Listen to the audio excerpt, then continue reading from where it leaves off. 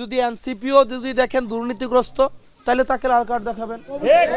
যারা চাঁদাবাজের বিপক্ষে, যারা দুর্নীতিবাজের বিপক্ষে, যারা আপনার বিএনপিকে আপনাকে কইছে যে চাঁদাবাজদের পক্ষে থাকতে, দুর্নীতি করতে, আপনার জামাতকে আপনারা কইছে যে টেন্ডার যে মাইরা দেয় তারে ভোট দিতে, এনসিপি কি কাউরে খারাপ কাজ করতে কইছে?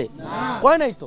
তো যার কারণে আপনি যেই রাজনৈতিক দলই হন না কেন, আবার ভোট দেওয়ার ক্ষেত্রে বিবেচনা করবেন তারা দুর্নীতির বিপক্ষে কিনা, তারা ভারতীয় আগ্রাসন বিরোধিতার বিপক্ষে কিনা, তারা হচ্ছে ধর্মীয় স্বাধীনতার পক্ষে কিনা, সাংস্কৃতিক বিকাশের পক্ষে কিনা, তারা হচ্ছে আগ্রাসন বিরোধিতাকে তারা সমর্থন করে কিনা, তারা সংস্কারকে স্বাগত জানায় কিনা। যদি দেখেন কোন রাজনৈতিক দল এগুলা করে না, তাদেরকে আবার লাল কার্ড দেখাইতে হবে।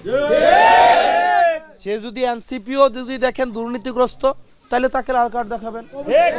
বিএনপি হলে তাকে লাল কার্ড দেখাবেন, জামাত হলে তাকে লাল কার্ড দেখাবেন, ঠিক কিনা?